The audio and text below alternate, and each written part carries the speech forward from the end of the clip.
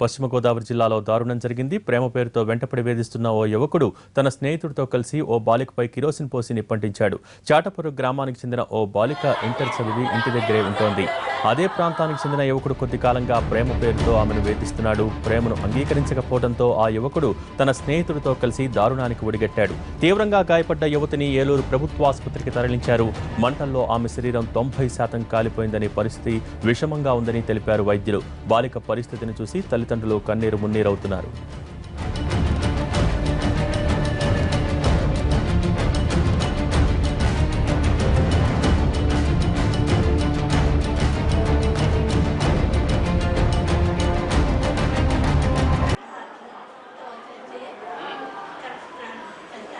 నువ్వు మాత్రం ఇంటికాడ చెప్పావంటే మీ తల్లిదండ్రులని మీ బాబాయిల్ని అందరినీ చంపేస్తాం, తర్వాత నిన్ను కూడా చంపేస్తాం అన్నారంట. అయ్యా నువ్వెందుకమ్మా భయపడిపోక మేము ఉండమన్నామయ్యా, ధైర్యం చెప్పుకొచ్చామయ్యా. ధైర్యం చెప్పుకొస్తే అయినా కానీ ఎమ్మడిచ్చేసేసి వాళ్ళు ఇష్టం వచ్చినట్టు చేసేస్తున్నారని మదన పడిపోతుంది అయ్యా నా బిడ్డ. అయ్యో ఇవాళ ఎవరి పనుల మీద వాళ్ళు ఉన్నామయ్యా. ఇవాళ ఇంట్లో కేర్చినాల డబ్బా అక్కడే ఉంటుంది అయ్యా పొయ్యి కాడ. మరి ఎప్పుడు వచ్చి పోసి తాగలు పెట్టేశారు అయ్యా.